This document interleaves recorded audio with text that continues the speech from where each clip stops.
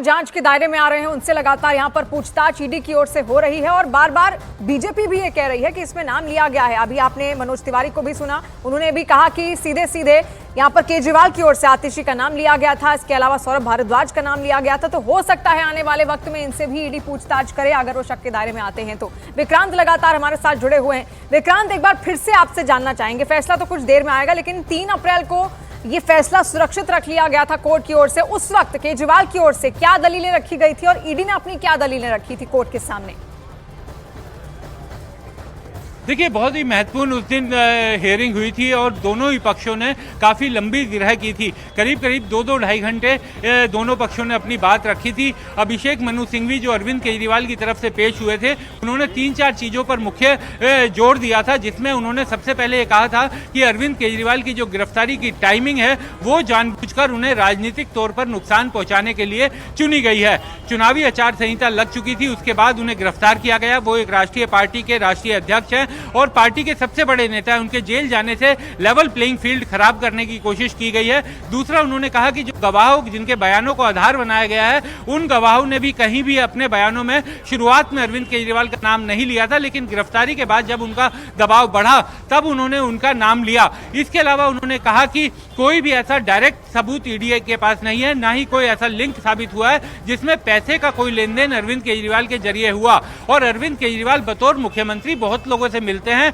बहुत लोग उनके पास मिलने आते हैं, तो उनकी क्या मुलाकात रही, कौन उनके पास बैठा था, इन सब चीजों को आधार नहीं बनाया जा सकता। हालांकि एएसजी एसवी राजू ने जोरदार तरीके से विरोध किया। उन्होंने ये कहा कि अरविंद केजरीवाल की दोहरी जिम्मेदारी बनती है, एक व्यक्तिगत रूप से, दूसरा आम आदमी पार्टी के राष्ट्रीय संयोजक के रूप में, और वो डायरेक्टली या डायरेक्टली उनके पास हवाला या पैसे को लेन देन नहीं हुआ है, लेकिन पैसे के लेन देन की सारी जानकारी उनके पास थी और उन्हें इस सब चीजों का आभास था। ऐसा नहीं है कि उनकी जानकारी के अभाव में यह सब हुआ था। दूसरा, ये कहा गया कि आम आदमी पार्टी बतौर कंपनी काम कर रही थी और जो पैसा साउथ लॉबी से शराब माफियाओं के जरिए मिला, इस नीति के कारण वो पैसा गोवा के चुनाव में इस्तेमाल किया गया और उनके पास इन सब चीजों को लिंक करने के लिए कई ऐसी चीजें हैं जिसे वो ट्रायल के दौरान साबित करेंगे। तो और साथ ही ईडी ने यह भी कहा था कि अगर कोई राजनेता किसी क्राइम को अंजाम देता है तो वो ये दलील नहीं दे सकता कि अब चूंकि चुनावी आचार संहिता लग गई तो उसके खिलाफ कार्रवाई नहीं हो सकती। और इसके साथ ही 3:15 का वो वक्त अब हो चुका है, 3:15 बज चुके हैं। कितना और इंतजार करना पड़ेगा? हाईकोर्ट का फैसला कितनी देर में आएगा? देखिए, अभी क्योंकि जज अपने चैम्बर से कोर्ट रूम में नहीं आई हैं तो थोड़ा इंतजार करना पड़ेगा। 3:15 बजे का हालांकि समय था, पहले ये जो कल कॉज लिस्ट आई थी उसमें 2:30 बजे का समय था, लेकिन शायद हो सकता है कि क्योंकि लंबा जजमेंट दोनों पक्षों ने, मैंने आपको बताया कि बहुत लंबी दलीलें दी थी, तो उन सबको समाहित करते हुए जजमेंट लिखना निश्चित तौर पर उसमें भी समय लगता है। कुछ आखिरी करेक्शन थे शायद, और इसी कारण 2:30 बजे के बाद 3:30 बजे का समय तय किया गया। तो अब ये उम्मीद की जानी चाहिए कि अब से कुछ देर बाद इस मामले में फैसला सबके सामने आएगा। जो जिस पर अरविंद केजरीवाल और आम आदमी पार्टी तो नजर लगाए हुए हैं, उनके विरोधी और जांच एजेंसी और बाकी लोग भी इस फैसले की तरफ आंख लगाकर बैठे हैं, क्योंकि संजय सिंह को बेल मिल चुकी है, आम आदमी पार्टी के बड़े नेता हैं, उनको सुप्रीम कोर्ट ने पिछले दिनों बेल दी है और ऐसे में वो अरविंद केजरीवाल के बाहर आने की भी उम्मीद कर रहे हैं। तो क्या उन्हें बाहर आने का मौका मिलेगा या अभी जेल में ही रहना पड़ेगा? क्योंकि अगर हाईकोर्ट से रिलीफ नहीं मिलता तो फिर सुप्रीम कोर्ट जाने के अलावा कोई विकल्प नहीं है, क्योंकि नियमित जमानत का रास्ता पीएमएलए कानून में उतना आसान नहीं है। इसलिए उनके वकील ये कोशिश करेंगे कि एक इंटरिम रिलीफ सुप्रीम कोर्ट से लिया जा सके।